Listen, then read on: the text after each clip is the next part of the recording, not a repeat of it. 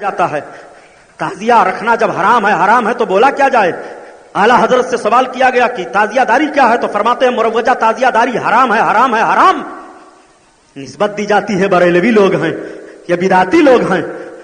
بیش ڈالا آبرو کو. حضرت امام حسن و حسین کی تحریک کو سمجھو. حضرت امام حسن کو حضرت امام حسین کو کس طرح اللہ کے حبیب چاہ رہے ہیں. دونوں شہزادے ہیں، نبی کی بارگاہ میں مچلتے ہوئے اپنے خط کو تختی کو لے کر کے پہنچ گئے لکھ کر کے. آج بھی اپنے بچوں کو لکھنا پڑھنا سکھاؤ. امام علی مقام اپنے بچپن میں لکھنے کے پیغام سے نانا جان کے امتیوں کو لکھنے کا پیغام دے رہے ہیں. حسین نے بچپن میں لکھا پڑھا ہے، اپنے بچوں کو بچپن میں لکھاؤ پڑھاؤ. یہ حضرت امام حسین کی زندگی سے سبق مل رہا ہے.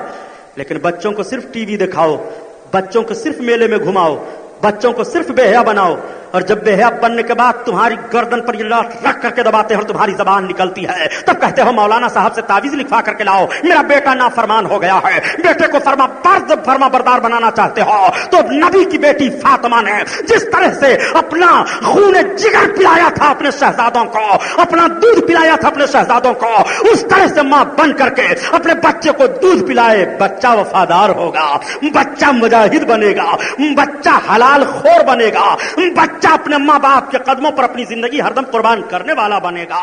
اس طور پر تمہیں حضرت امام حسن حسین کی زندگی